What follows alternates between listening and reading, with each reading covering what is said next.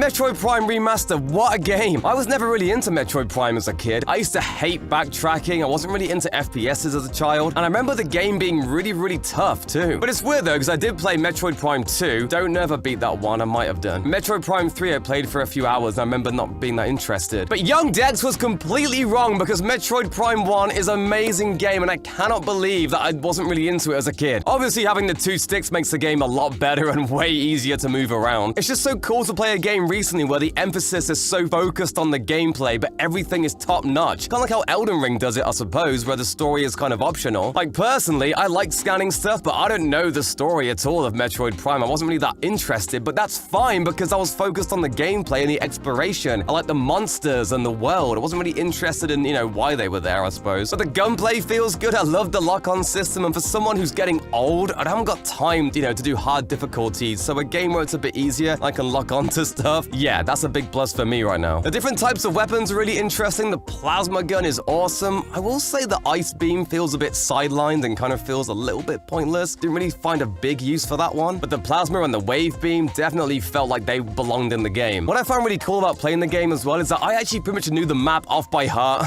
by the end of the game. I didn't mind backtracking this time, albeit there were a few times where I got stuck completely and I had to use a walkthrough a couple of times. How are you meant to beat this game without a walkthrough, man? I mean, there are some bits which are just... How was I meant to know that? So I guess that's a negative, but still, it's easy these days to go on Google and do something. Everybody uses a guide or something for anything these days. But being a kid back in the day, it was a nightmare to try and find a walkthrough, like a fully proper walkthrough. Anyway, I'm being a boomer now. Oh, back in my day. I love the environment. You got the little weird cavern. The underwater part is actually my favorite. I usually hate underwater stuff, but I loved it in this game. The ice palace, I love that whole area. The music really complements everything as well, and the sound design. And what I like about Metroid Prime is that it feels quite mature. Twilight Princess, for example, is a mature game, but it has goofy elements in it, and characters going, weird shit. Metroid feels very stoic and isolated, and even when you beat the game, it's just, just holding the helmet and I did it. Boom, that's the end. Just cannot believe I was not into this game as a kid. I loved it, and I really want them to remaster 2 and 3 because I would love to play those as well. I still think Metroid Dread is the best Metroid game, personally, because I like the 2D side-scrolly ones a bit better, but damn, this was so close. My only complaint about this was that some of the bosses were a bit lame. I didn't like that stupid ice one. It took 20 years to die, and I was just thinking, please, just die now. I'm bored of this. But aside from that, it's definitely one of the best games I've played already this year, so this year is looking pretty good when it comes to good games. So, Metroid Prime 2, 3, any Metroid game. What do you think? Leave a comment down below.